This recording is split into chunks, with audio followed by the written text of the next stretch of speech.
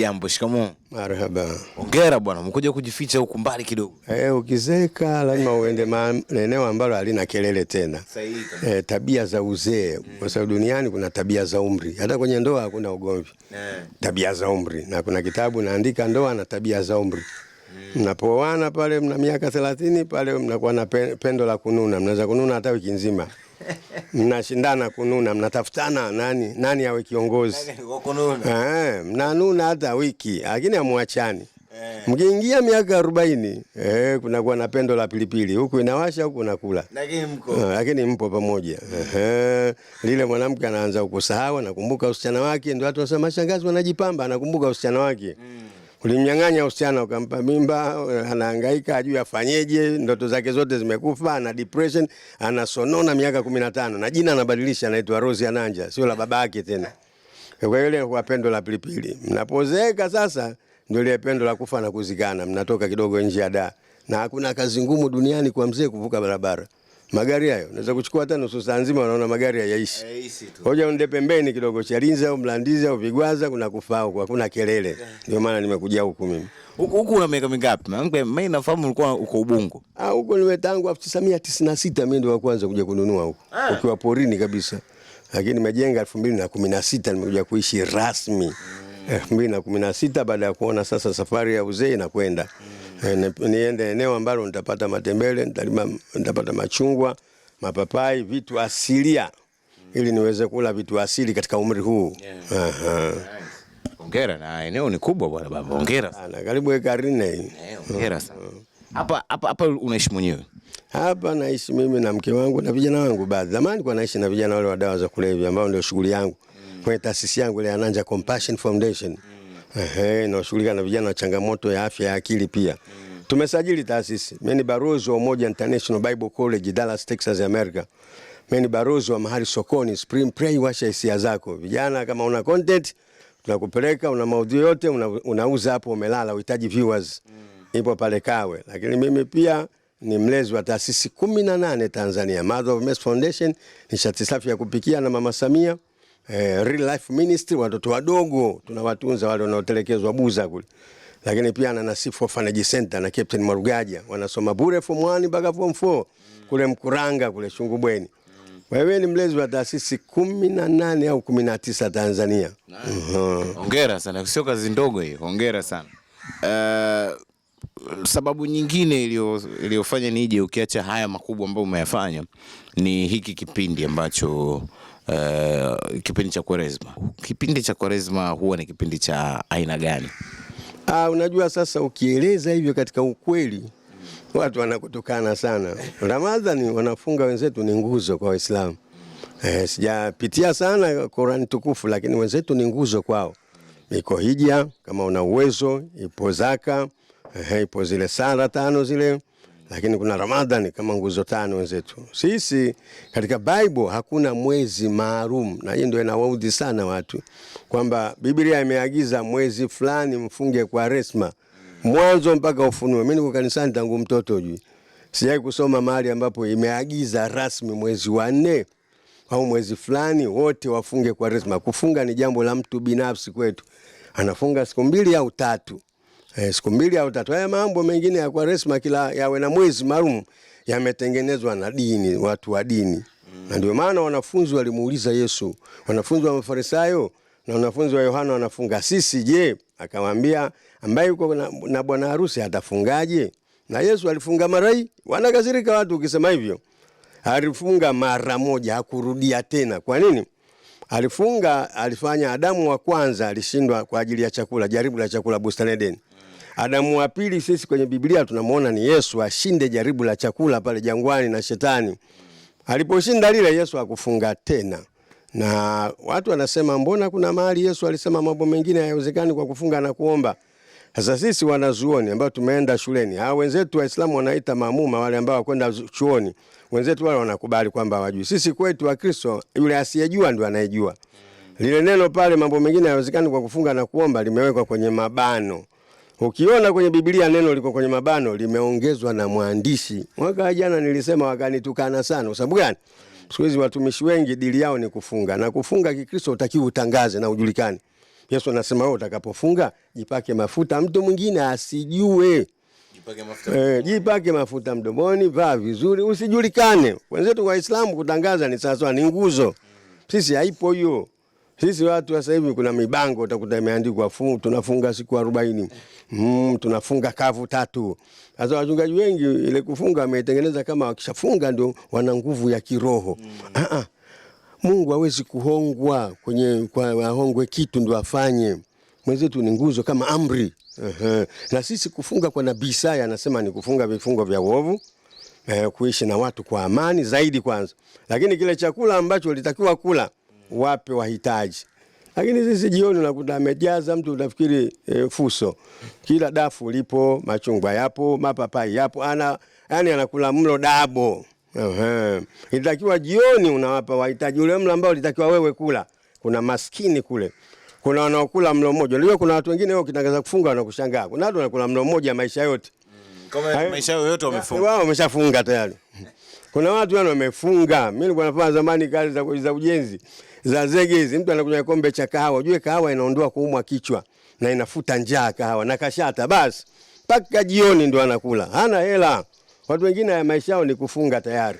Sasa hizi wakati wa wachungaji na vitambi tuko pale mbele maisha mazuri wanatangaza kufunga. Wewe unaona yani lazima kufunga jambo la mtu binafsi. Na kuna mtu mmoja anafundisha maombi ya mfungo. Hakuna kitu kama hicho. Maombi ya mfungo. Yani maombi ya mfungo ndio yenye nguvu. Hamna. Anapiga marufuku pale mbele wengine wote wasile. Wengine wanakula pembeni ujue. Kama hamkupatana hakuna cha kunuia. Anakurupuka mtu mbele amesimama mtumishi amnui jambo la pamoja. Analo yeye tu moyoni kama yeye anasema tunafunga wote kanisa la watu 2000. Wengine wanakulia bafuni. Watafuna biskuti zao jioni nao hapo nangojea uji. Sema watu hatuna nguvu ya pamoja, nguvu itoka. Wengine wenzetu kufunga wananuia jambo. Na hiyo mimi nikisema anasema wewe Waislamu wanakupenda. Mtu mmoja alinitukana kule Houston Marekani. Mimi nilisema hivyo. Akasema wewe ndio maana Waislamu wanakupenda. Mimi sielezi ugomvi, naeleza Biblia inasemaje. Sielezi hisia za mchungaji au mawazo ya mwanadamu na mihemuko yake. Bible inasemaje? Akanitukana sana kule Houston. Amenipokea kwake. Kumbe alikuwa na hasira anasema mbona Waislamu wanakusikiliza kule Houston Texas kwa sababu nimesema hiyo. Na wengine nilisema hiyo siku moja baada ya kufunga inaeleza kufunga vifungo vya uovu ndio jambo la kwanza. Hasa wewe unakuta mimi kama hivi natoa maoni na watu wamefunga mwezi huu wa Kwaresma lakini wanamaliza wanatukana. Kafunga wewe? Anaitukana kwenye mtandao amefunga? Huyu hajafunga. Huyu amebadilisha bajeti ya kula. Bajeti ya kula. Wewe ngoja hii tunaisema hapa. Si mmekuja nyewe kunihoji. Mimi natoa maoni yangu. Ngoja matusi ujue. Kwa sababu gani hii imeshatengenezwa kama kiki fulani. Mchungaji anafunga huyo. Wenzetu kwa Waislamu hatuwalaumu kabisa, iko kwenye kitabu chao. Na mwezi maalum wa Ramadhani umeandikwa. Sisi hatuna mwezi maalum wa Kwaresma. Kwenye Biblia hakuna. Haupo. Ile ameandika kwenye Kutoka 23:14-16 anasema mara 3 kwa mwaka utaniwekea sikukuu. Utaweka sikukuu ya mikate sio tu wachachu. Utakula kwa muda siku 7 mwezi wa Abibu, mwezi wa 4, mwezi wa Abibu, Pasaka. Anasema mstari wa 15 wala sionekani mtu mbele yangu na mikono mitupu. Wa 16 anazieleza sikukuu 3, sikukuu ya vibanda, sikukuu ya Pasaka na sikukuu ya mavuno. Siku hizi mavuno zamani kwa mnapeleka vitu kanisani. Siku hizi mnapangiwa utafikiri mchango wa mwenge. Mavuno yani mnapangiwa viwango. Sadaka kupangiwa viwango. Hiyo sadaka ni hiari. Unatoa mwenyewe unaposikia amani. Kwa hiyo watu wanabadilisha mambo na hawataki kurudi kwenye andiko. Na waumini wetu sisi wenzetu wale wanasema mimi nikaa na mashehe. Nimeishi nao hata nyumbani. Wenzetu wanasema asiyejua maamuma, na kweli wenzetu wako tayari kama hajui wala hangaiki. Na dini kwao kule inasoma ile lugha yao ya asili, sio sisi huko Kiswahili kila mtu akishika Bible anajua. Yaani tatizo ukisema hivyo unafikiri unawasema wao. Mimi nasema Biblia inasemaje? Unaoga matusi yote lakini Biblia inasemaje? Watu wengine ugombani na mimi ugombana na Bible inavyosema. Kwa hiyo kufunga sisi hatuna mwezi maalum. Sisi unaweza kufunga siku 2 una jambo lako, mzigo wako mwenyewe. Kimya. Na umwambii mtu una jambo, mtoto wako unataka afaulu, kwa hiyo unasahau kula. Sio kwamba ndio inaongeza nguvu. Kuna mtu mwingine anafanya kazi zake mpaka anasahau kula, kwani amefunga. Yuko busy na kazi zake, unamuita chakula haji mpaka amalize kazi yake. Sio kwamba ndio amefunga. Kufunga kunaonyesha dalili kwamba ni afya, kwa ajili ya afya kwetu sisi. Lakini la pili, nina jambo maalum, nasahau kula. kwa ajili ya jambo maalum na Mungu. Basi na Yesu alitoa mfano. Akasema watu wawili wameenda hekaluni kusali, mmoja Farisayo, mmoja mtoza ushuru. Kwa Wayahudi Farisayo ni yule aliyejifanya mtu wa dini sana. Farisayo, tafsiri ya Farisayo aliyejitenga kwa Wayahudi. Baada zile amri 10 wakaweka amri 600 Mafarisayo. Huyu Wayahudi walikuwa wanafunga mara 2 kwa wiki, Jumatatu na Alhamisi, na wanatoa zaka. Huyu mtoza ushuru kwa Wayahudi ni yule aliyekiuka serikali, aliyewakiuka Wayahudi wenzio akajiunga na serikali ya Kirumi, akawaonea Wayahudi wenzio, ni kama msaliti. Yesu anatoa mfano kati ya hao watu wawili, mmoja Farisayo, Wayahudi hawamtaki kabisa, na mmoja mzuri, Farisayo anamtaka, mmoja mtoza ushuru. Akasema watu walienda mlimani kusali. Mlimani maana yake kwenye uwepo wa Mungu, sio kwenye mlima kabisa. Siku hizi watu wanatafuta milima, wanafikiri Mungu anakaa kwenye milima. Wakaenda kule kusali. Kilichotokea nini? Yule Farisayo akasema mimi nafunga mara 2 kwa juma, natoa zaka, sio kama huyu. Mtoza ushuru akasema mimi sistahili hata kunyanyua kichwa changu kwa ajili ya dhambi zangu. Yesu akauliza, kati ya hao wawili anayefunga na anayetoa zaka lakini anawadharau wenziwe, anaona wenziwe ataenda jehanamu, na huyu ambaye hafungi wala hatoi zaka lakini ametubu dhambi, nani anakubalika? Watu wakasema yule aliyetubu dhambi. Huyu pamoja na kufunga kwake ana maneno mambo ya hovyo mabaya ya kutukana watu. Huyu anakaa na njaa tu, anajitesa tu, anatafuta vidonda tumbo. Sisi kwanza tufunge vifungo vya uovu kwanza.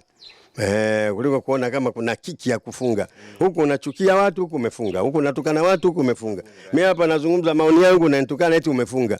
Watu wa kufunga. Na siku hizi bwana, matusi ndio sehemu ya ujasiri. Kiongozi wa dini mwenye matusi ndio jasiri. Akisimama mbele anatukana ndio na watu wanashangilia, nyumbu wengi ujue. Niliona ile umesema serikali unatamani ingeweka sehemu ambayo watu wao wanaenda pale kukutania watukane tu. Hata juzi nimewapa namba yangu ya kunitukana. Nimetoa namba yangu. Watu wanapenda kutukana. Wamenitukana sana, mimi na enjoy. Kwa hiyo kuna tusi ni viungo tu vimekatazwa kutajwa. Unapokea na namba, ulivyoacha namba ulikuwa unapokea na simu. Matusi napokea na simu, na hapo namba tusi mtu mmoja anitukana sana. Unawasikiliza kabisa halo. Sikiliza, wala haina shida. Wala hakuna jambo jipya na hakuna tusi jipya. Mimi kwangu yalikuwepo, yapo, yatakuwepo. Anaandika Suleiman katika Mhubiri sura ya 1 mstari wa 8. Anasema lolote na utendeka duniani ni uchovu mtupu. Jicho alishibi kuona, sikio alikinai kusikia. Yaani utasikia vitu vingi. Ukifumbua macho utaona mtu amevaa nguo utafikiri kutoka bafuni. Ukifumba ukifungua ndio hana kabisa. Wewe tazama, songa mbele, ndio maisha. Utasikia matusi, ukiweka vidole masikioni, ukitoa tu kuna tusi. Ni wengine babu yake cha matusi. Wenzao amerithi ng'ombe, amerithi matusi. Babu cha matusi, baba cha matusi, shangazi cha matusi, naye amepewa urithi wa matusi. Na ameambiwa usela wa mjini kutokana watu, unaona. Kwa hiyo mimi wala sipati shida. Mimi nimeishi na makundi yote, wala sipati shida. Mmoja hapa anaendelea kunitukana sana. Tena matusi magumu mpaka sasa hivi kwenye jumbe. Na nimemwangalia jina lake, nalijua, nimejinyamazia. Tunamwangalia kila siku, lazima atume ujumbe wa matusi mabaya. Nikasema wala haina shida. Wewe unajimaliza. Ukiwa wewe cha matusi utazaa mtoto pia atakutukana. Miongoni mwa watoto utakaozaa, mmoja lazima akulipize tu. Yale usiyotaka kutendewa usimtendee mwingine. Kwa hiyo mimi niliwaambia serikali, mnakasirika bure. Wapelekeni watu, wajengeni mahali pa kwenda kutukana. Wapeni na soda. Pastor Ranje tu tunalihitaji ile eneo. Hapa Madale container. Yaani hilo eneo la watu ambao wanaenda kwa ajili ya kwenda kutukana. Wale kwenda kuponda nafsi zao. Ujue tajiri yake fedha. Tajiri fedha, kiburi na kujivuna. Tajiri kujiamini. Maskini yake umaskini, hasira na matusi. Yaani wewe akikushindwa mtu kufanya lolote anashia kutukana. Huyo hakuwezi kwa lolote. Mimi nilikuwa kwenye paroli ya kutoa fungwa na Agostino Lyatonga Mrema marehemu. Watu wengi ambao walikuwa tunakwenda kuwatoa ni wenye vikesi vya faini 50,000, wametukanana wengi. Wa kawaida kabisa. Huwezi kukuta watu wastabe wametukanana. Wale wamedhulumiana kwenye akaunti wakati mwingine. Kwenye akaunti zao mtu amefanya ujanja, basi ukuti matusi wale. Lakini sisi wa kawaida huku wagonga kokoto wapakia kifusi. Sisi saa zote tuna hasira, matusi saa zote. Yaani wakati wote nakuona wewe ndio adui, umenifikisha hapa. Wewe unanuna vipi? Pambana, haya maisha bado yapo, acha hasira. Hasira haijengi. Kwa hiyo mimi waga nafikiria, alafu mimi na taasisi ya changamoto ya afya ya akili. Nimesajili na binti moja Bahati. Sisi vipimo vyetu kimoja hivyo. Mtu kutukana bila sababu kwenye sheria anajaza chakula mpaka kinamwagika. Ana changamoto ya afya ya akili. Ananuna bila sababu wakati wote, ana uso wa limao, hana uso wa epo. Ana changamoto ya fakiri ndio vipimo vyetu. Alafu wale wanaotukana wale bado naona kumbe watu hawajapona wako wengi huyo. Wala siendi kufanya utafiti. Namwekea mikono na muombea huyu miongoni mwa watu wangu. Machangamoto ya afya akili. Yaani yeye hata usingizini anatukana tu. Hata kama amelala ndoto zake zote matusi. Hana ndoto hata kufanikiwa hata moja hana. Ana ndoto ya kutukanana tu, anapigana, atukanana. Wengine wamejiunga na ndumu, ganja, bange, skanka, wengine wamejiunga na ngada, unga. Kwa hiyo yeye akiamka anatukana tu, maisha magumu. Hawa vijana sasa hivi maisha magumu kweli kweli. Kwa hiyo kama anakula ndumu, anakula skanka, anatukana tu. Maisha ni magumu. Mimi nimewakuta homeless Marekani. Lakini kwa mara ya kwanza kuna watu watatu wanalala nje. Hana chumba, hana mke, hana mtoto, hana kazi. Huyu amekwenda shule, unaona? Huyu ana hasira wakati wote, wana hasira ya maisha. Ndio maana nawaambia serikali wasikilizeni hao kuanzia ngazi ya chini. Hayo mawazo gani? Sasa tunataka tufanyeje sasa? Yaani wewe unaweza kurubuka kwa mtukana kiongozi wa nchi. Yaani kila unamuona unamtukana. Endelea kutukana basi. Wanakuita Pastor Msela. Kukutana nawe. Hilo jina hilo wenyewe wanaamua kuniita vyovyote wanavyopenda wao, lakini mimi ni mchungaji naotoa mawazo mema kwa vijana. Hasa nawapenda vijana. Kwa nini? Vijana ni watu wenye maswali mengi ya safari ya maisha. Wamekosa majibu ya maswali yao. Nimesema utoto utumwa, ujana maswali, uzee ugonjwa. Ukiwa mzee viungo vimechoka, utaenda kliniki ngapi? Lakini nikasema wembamba fahari, urefu umbaji, unene kupenda, ufupi maonyesho. Jana historia, leo zawadi, kesho maono. Kwa hiyo watu wanavyosema hivi misemo yangu wanasema wewe Msela. Sio Msela, wananiita Mlabange. Mlaunga huyu, anakula ndumu huyo, anakula skanka. Kwa hiyo majina yote mimi ninapewa. Mradi wao wanaamua tu. Duniani watu wanaamua wenyewe kupe jina gani. Kwa mtazamo wao sasa utakataje? Ndio mtazamo wao. Lakini huku kweli mimi niko vizuri tu. Mimi na familia, mzazi mwenye familia na nalea watoto wengi huyu. Kwa hiyo wala haina shida, atakavyoniita yeye mimi ndio hivyo hivyo. Huku ndo wanakosema labda inawezekana huku video yale ambayo unapiga huku inawezekana huku ndo wanasema au mzee huku ndo anakokitolea. Mimi namruhusu mtu atoe maoni yake, kwa sababu wale sio maadui, wale ni wachambuzi kwa safari yangu ya maisha. Unapomchambua mchezaji kama vile Zengeli, sio kwamba unamtukana, unachambua tu. Wale waandishi wanapowachambua, wakati mimi nawasikiliza kina Shafii huko na wachambua, wale wanachambua sio matusi, waache wanichambua wanavyotaka wao. Kwa hiyo mimi wala sipati shida. Yeye mtu anavyonitazama ni mtazamo wake yeye. Sio nilivyo mimi, unajua. Ni mtazamo wa kwake yeye, sio mimi nilivyo. Kwa hiyo hao wananiita majina yao mzee kijana, hiyo mzee kijana ndio sitaki. Lakini wanasema Pastor Msela, hakuna Msela mzee, wao wanadanganya. Msela kwa mzee. Kwa sababu mimi naishi nao, wala ngada na wala ndumu. Wapiga nini hao tatu mzuka wote marafiki zangu, si Panya Road nani wote marafiki zangu. Najua kwa sababu gani? Sio kwamba wanapenda changamoto za maisha. Vizuri tukae nao, tuzungumze nao. Tusikilize maoni yao. Hata kama hatuna msaada, mazungumzo yanawaponya. Hata kama hatuna mtaji, mazungumzo yanawaponya. Tunawaelekeza kama hivi. Tuende tukatafute mashamba, bado umri upo, umri wako miaka 30 bado mdogo. Bado maisha yapo, miaka 10 ijayo utakuwa hivyo ulivyo. Pambana, mfuate Mungu, usikate tamaa. Sasa mimi nikikaa nao hivyo, wanaona huyu anakula bangi au Msela. Wao wanataka tuwatenge kwa nyumba za ibada, wanatengwa. Wazazi wakaniambia wanawapeleka prison, maabusu. Jamii inataka kuwachoma moto. Nani awapokee? Tunawapokea watu kama sisi ambao tumepita hayo maisha. Na kama ulivyosema tunawapokea watu ambao sisi tumepita hayo maisha. Kuna jamaa mmoja alisema unajua inawezekana Pastor Ananja kwenye utumishi wake na Mungu aliamua pia kuwatumikia ama kuwasafishia ndoto watu kama hawa ambao tayari wameingia kwenye uteja. Labda kwa sababu aliwahi kupitia aina ya maisha ambayo hawa jamaa wanayapita. Mimi ngada sikutumia bange. Hapa nilipo kama nimelewa, lazima ujijue akili yako. Yaani ukizaliwa ujijue. Hapa nilipo kama nimelewa, hapo niongeze na ngada itakuwaje? Sigari itawaka. Mambo yale ya ngeta. Yaani mambo ya ngeta tumekwenda. Mimi nacheza boxing kimo hiki kinapiga hapa kati na piga left hook hapa kimo hiki. Ndio maana unanitukana sema kama zamani hao, mbona ningeenda kuwachukulia wiki mbili. Ningeenda kuwachukulia wiki mbili wapi uje? Nawachukulia wiki mbili Segelea 72 ile. Ningelala Mchongoma na yeye angekuwa ameelewa. Pigwa 1 2 analala yuko hospitali. Akili ingempata. Unatukanaje watu, mtu wa Mungu? Eti mtu wa kanisani anatukana watu. Hii bume tu wapi? Mtu mmoja anitukana mtu wa kanisani, tena mchungaji, nikamwendea. Nikamwambia watatuamua polisi ujue. Kwamba hatuna akili wote. Mimi nitakuja hapa nitakupiga hapa kati, alafu nitakupiga left right huku utalala hapa. Mbele ya ibada. Mimi wanaonitukana wa vijana wasipati shida, lakini mchungaji au mtume au nabii anitukane, hiyo serikali itambembeleza. Mimi simbembelezi, mimi nitamfundisha nidhamu. Naenda vijana wangu tunamfundisha adabu. Kwamba wewe kutakiwa kufanya hivi, watu kufanya hivi wasela. Ulikuwa unaisupport serikali kufungia makanisa ya Gwajima. Ndio maana labda zilikuja stories za kwamba labda Gwajima akiwa madhabahuni anakuongelea wewe, wengine wakawa na connect story kama hivi. Kwa sababu mimi sikupata nafasi ya kuongea na wewe, natamani nipate kuelewa story ilikuwa vipi hapa.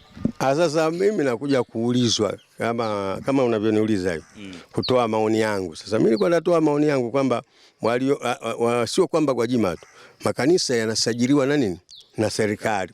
Mimi nimeenda Marekani, makanisa hayasajiliwi kama kanisa, yanasajiliwa kama mashirika tu ya kawaida. Wewe ndio unaita kanisa.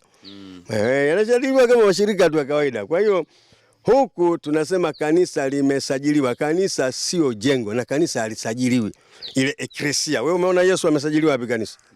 Hiyo unasajili mambo ya biashara tu. Lakini kanisa kibibilia halisajiliwi. Kanisa lipo, ile eklesia, kusanyiko la watakatifu. Kinasajiliwa ni madhehebu ya watu. Unaona? Yesu hajawahi kuacha tangu nguzo moja ya kanisa. Hajawahi kusajili, lakini kanisa lipo mpaka leo duniani. Kwa hiyo sasa mimi nilipoenda, wewe pale uliposajili, ukikiuka wale kusajilia unafanya, si wanakufungia. Unalalamika vipi sasa? Si ndio wamekusajilia? Yaani wewe umesajiliwa biashara yako, umekiuka, wamefunga, unapiga kelele, unatukana waliosajili kwao. Si mmefuata masharti yao? Hicho kitu chako kiko mikononi mwao. Tunatakiwa kuwa na akili, ujue wa Tanzania. Akili wakati mwingine inakuwa ndogo sana ya kufikiri. Kwani hilo limetoka tu lenyewe? Hilo umeenda kule masharti, ukikiuka masharti wanafunga. Wale ndio waliokusajilia. Kusajili kitu chochote kinahitaji utaratibu mpaka wakubaliane. Kwa hiyo mimi nilikuwa sina, watu walitukana, watu wakasema maneno mabaya, lakini mimi nilichosema, wale waliosajili kama wanaona kuna mapungufu wanafunga, haijalishi kama taasisi inaitwaje. Kwa sababu sisi hatuongozwi na kanisa Tanzania. Kanisa liwepo, lisiwepo, Tanzania ipo. Mchungaji Ananja awepo, asiwepo, Tanzania ipo. Kwani kabla wazungu hawajaleta tuliongozwa na? Tuongozwa na mzungu akiwa Ulaya. Kulikuwa na kanisa miaka hiyo? Hakuna. Yaani sasa mtu asijivune kututisha eti mimi nimesajili kanisa alafu na hii leo atatukana sana hii nikwambie. Mimi nimesajili kanisa alafu na sifuati utaratibu. Likifungwa mimi nisiseme, fuata utaratibu wao. Na sisemi la Gwajima hapana, na huko ndio wakonitukana watu. Watu wao huko ndio wametengeneza matusi sana. Mmoja juzi kwa anatukana na mtaja Gwajima anatukana. Mimi sisemi yeye. Ninachosema, walichoniuliza watu, nikasema kama hakuna mtu amekiuka taratibu na wale waliomsajilia wanafunga. So mimi si support serikali, mimi na support utaratibu wao. Waliokubaliana. Kama kweli ilikuwa serikali haina nguvu, angefungua Aswelele. Kama umesajiliwa utaratibu wa kuwa vizuri, na mimi kwani mimi nikisema ndo naweza lisifungwe? Kwa nini wewe uniogope mimi usiogope wanaofunga? Basi una nguvu. Yaani umri huu, kwa mfano vijana nasema umri huu mzee ututetei, umetusaliti. Yaani mimi nikiwa ndo kamanda wa vijana umri, basi hakuna vijana. Mimi hapa nilipo naitembea kama nacheza step. Ndio utetee vijana. Mimi ndo nitetee vijana. Mimi mwenyewe nahitaji kutetewa sasa hizi. Basi vijana wanasema bwana mzee umetusaliti. Nilienda Sumbawanga, kijana mmoja akanivamia, umetusaliti, umekuacha umri huu. Hapa nilipo mimi mwenyewe hata kutembea tabu, kuona tabu. Naona watu wawili. Alafu ndio mimi ndio niwe kamanda eti wa vijana. Hapo vijana vizana. Vijana kweli wao ni vizana, sio vijana. Vijana kweli waniona mimi ndio kamanda wao. Na wazee wa staff waliostaafu serikalini eti ndio makamanda wao. Yaani mimi nacheka kweli. Mimi kila nikisikiliza utakuta vizee vimestaafu serikalini mpaka vinasinzia vikikao, unakiona kile kinaweza kufa kesho kutwa. Eti ndio makamanda wao na wanashangilia. Wale wametengenezwa kuwapoza ninyi. Wametengenezwa wenyewe kuwapoza kama tuna watetezi. Wale sio watetezi. Walipokuwa kazini walifanya nini? Itakuwa umri ule wa ujana wa mapambano. Kama kina Nelson Mandela hawakuanza uzeeni. Walianza kijana wakafungwa miaka 27. Wewe unakojea kufa eti ndio mtetezi. Na vijana hoya watetezi wetu hao. Wewe ana njaa chawa sasa. Mimi hapa ninafanya nini? Hata ibilisi anitaki hapa. Yaani hapa mimi mwenyewe hata nikiamka nasema alhamdulillah, Mungu amenisaidia. Nimeamka kweli. Siku hizi sifungi hata mlango, maana naweza kufa wakati wote. Ili watu wasipate tabu ya kuvunja mlango.